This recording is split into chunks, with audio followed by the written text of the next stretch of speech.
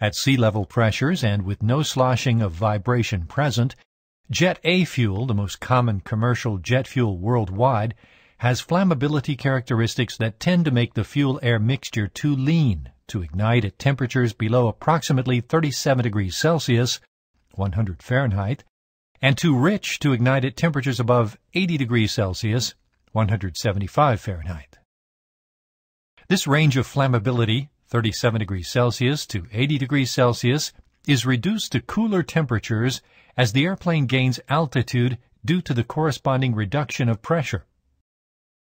For example, at an altitude of 30,000 feet, the flammability temperature range is approximately 15 to 49 degrees Celsius, 60 to 120 Fahrenheit.